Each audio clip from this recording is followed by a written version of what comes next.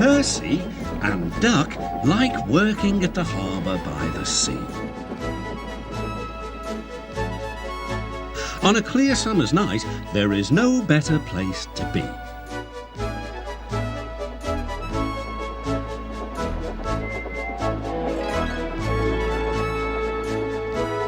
The big ships bring passengers. Cargo ships carry machinery and other things. Duck and Percy puff backwards and forwards with the crates of cargo as they are loaded and unloaded by the quayside. One morning, Duck and Percy noticed that the horizon was packed with sails flapping against the blue sky. "I wish I could sail to faraway lands," sighed Duck. "Engines can't go sailing," snorted Percy, "because engines can't float." Duck still had his dreams. Suddenly they were rudely interrupted.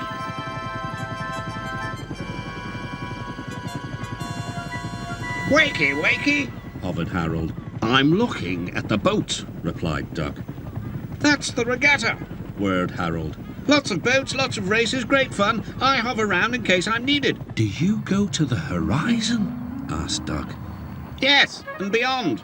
"I didn't know there was a beyond," whispered Percy. "Do you go to other places at sea?" continued Duck. "Certainly. I can land on ships, you know, anywhere, anytime. Goodbye." Duck sighed. He went on talking about the regatta all day. Percy lost patience.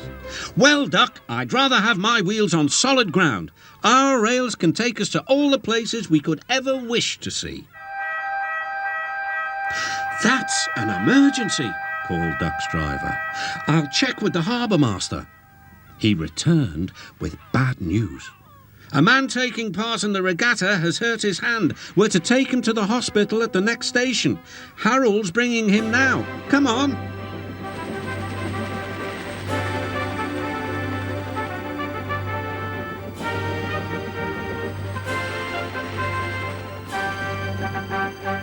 "Good to see you again, Duck," whirred Harold as he landed carefully on the platform. The man was gently helped to safety. "My job is to stay at sea in case of other emergencies. Otherwise, I would take this gentleman to hospital myself. Must fly. Goodbye."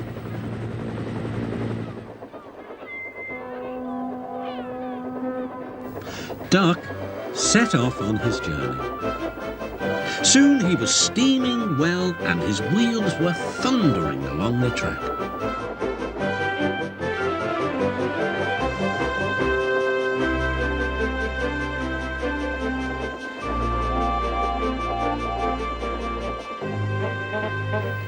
When they reached the station, the man thanked everyone and Bertie got ready to take him to hospital. "You look splendid flying along the line, Duck," glowed Bertie. "No wonder they call you Great Western." Percy's right, Duck thought to himself. Engines are happiest when their wheels are firmly on the rails. That night, Percy and Duck stayed a little longer at the quay. The air was warm and the sea calm. "There's a shooting star," said Duck. "Don't be daft," laughed Percy. "It's Harold. Look, he's hovering overhead." Something fluttered down towards Duck. His driver caught it. "It's a flag from the regatta. Harold's giving it to you as a present, Duck." "That was kind of Harold," whispered Duck. "He may have whirly arms instead of wheels, but he seems to understand just what an engine needs." Duck still wonders about the lands beyond the horizon, but he enjoys being with friends most of all, and I think he knows that sometimes the best travels are those we can only dream about. Don't you?